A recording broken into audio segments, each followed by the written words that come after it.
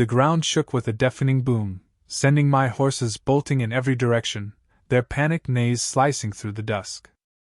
A man in black tactical gear hit the dirt face first, screaming, "It's a trap!" Another scrambled behind a boulder, his goggles flying off as he clawed at the ground in terror. A third froze mid-step near an old windmill, his boot triggering a sharp click that echoed across the valley. "Don't move," I whispered into my radio from the hayloft, my rifle scope trained on him.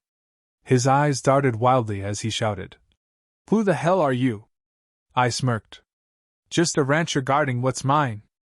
Then another click. Let me backtrack to how this war began. 3 months ago, I, Jake Harper, a 40-year-old ex-Marine explosives expert, bought a 120-acre ranch in Montana to escape the world's noise. I craved solitude, a few horses, maybe some goats. The land was my sanctuary, endless fields, no neighbors, pure freedom. Or so I thought. Trouble arrived a week later when a sleek SUV with a Silver Pines HOA logo rolled up. A wiry man with a tablet stepped out, snapping photos of my gate. I approached, wiping dust off my hands. "Need something?" I asked. He barely looked up. "You violate multiple regulations, sir." I laughed. "This is private land. No HOA here." He tapped his screen. "As of our recent expansion, this is Silver Pines Ranch, Section C. You're under our authority." I stared, dumbfounded. "You're out of your mind." He handed me a 30-page document. "Comply within 30 days, repaint your shed, remove non-approved plants, reduce livestock, register your dogs." My hounds, Scout and Titan, growled at my side. "Not happening," I said, walking away. "Your funeral," he called after me. 2 weeks later, I returned from town to find my fence slashed, a dozen horses loose, one dead on the highway. The sheriff took notes but shrugged, no proof. That night, a note was pinned to my shed. "Submit or lose everything." I installed cameras. Then my well was poisoned, killing half my crops. A week later, my mailbox exploded, shrapnel grazing my shoulder, 8 stitches. The sheriff called it a fluke, but I knew better. Silver Pines had gone from petty to deadly. I was done playing nice. As a Marine, I'd built defenses in war zones. If they wanted a fight, I'd bring one.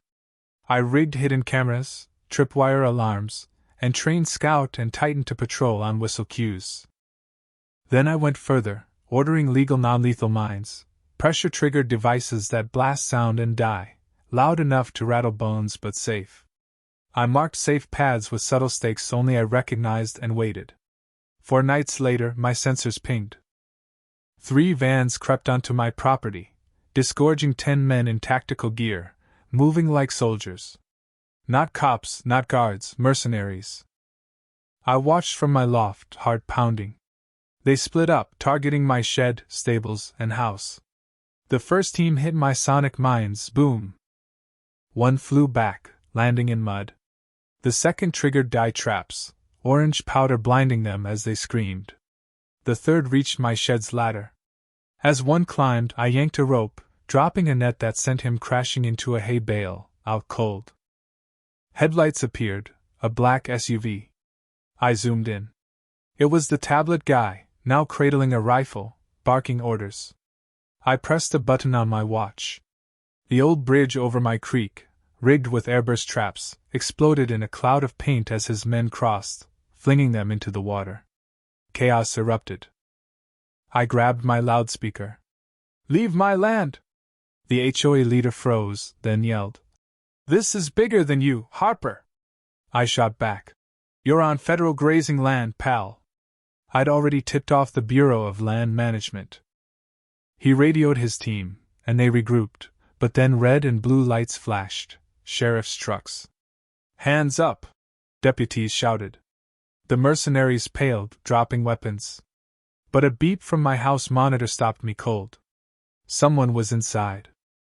I slid down the loft ladder, Scout and Titan barking furiously.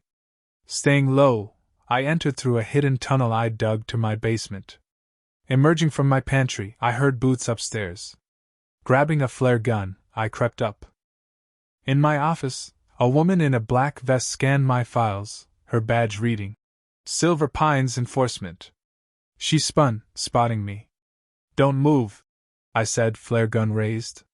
"Jake Harper, right?" she said coolly. "Why are you in my house?" I demanded. "Collecting evidence of your defiance." She smirked. "You're the one breaking in," I snapped. "Your traps attacked our officers. They were legal, and your goons were armed," I countered. She shifted. "Silver Pines owns this county. You can't win." I stepped closer.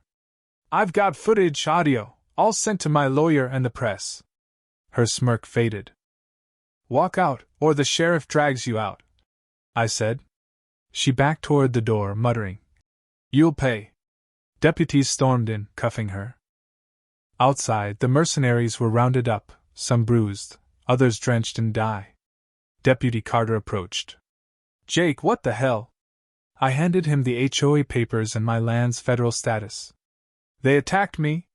It's all recorded." He sighed. "This is a mess, but it looks like unlawful entry."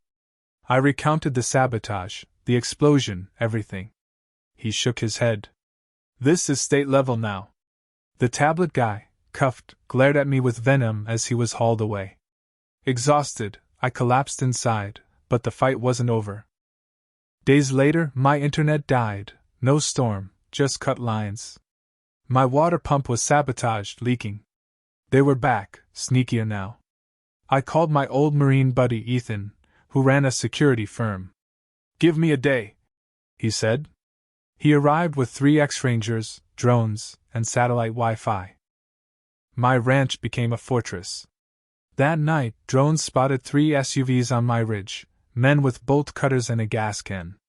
"They're gonna burn you out," Ethan warned. I whistled for Scout and Titan, who flanked the intruders. Ethan's team took positions. I aimed my flare gun at the gas can guy on my porch. "Drop it!" He flicked a lighter. Ethan fired a warning shot. The man bolted, but Titan tackled him, the gas can rolling away. We zip-tied the others. Sheriff SWAT arrived, arresting them. "This is a war zone," Carter said. "Because they won't quit," I replied. Ethan and I sat by a fire that night. "This isn't just an HOA," he said. "It's organized crime." Public records showed the HOA's head, Victor Klein, was tied to every attack. "We go public," Ethan urged. I uploaded all the evidence and contacted reporters. But before they arrived, my power died, wires cut. A note by my pump read, "Kill your cameras or we kill your lights." A dummy in an HOA vest appeared on my barn camera, a GoPro strapped to it. Then it vanished, replaced by a knifepin note. "Every trap has a blind spot." I realized someone was feeding them intel. At dawn, a truck with an LED screen rolled up. Victor Klein's face appeared. "Jake Harper, you've mocked Silver Pines. Your land is now under eminent domain. Vacate in 48 hours. I laughed. "They're desperate," Ethan said. "We fortified everything. Steel gates, barbed wire, more traps." At sunset, floodlights hit my ridge. Armored trucks, bulldozers, and 25 mercenaries advanced, a banner reading, "Silver Pines Reclamation." My mines detonated, staggering them. Tear gas hit my barn, but we had masks. A bulldozer aimed for my shed, but my buried Viper, traps, noise-triggered canisters, exploded, disabling it. Klein stepped out taunting. "You chose war." I fired a flare, triggering floodlights that stopped another bulldozer. Then a giant in a federal asset enforcement vest emerged, declaring me a disruptor. "Why's the HOA with feds?" Ethan muttered. "They charged with rams, but my house's net traps snared them." Helicopter blades roared.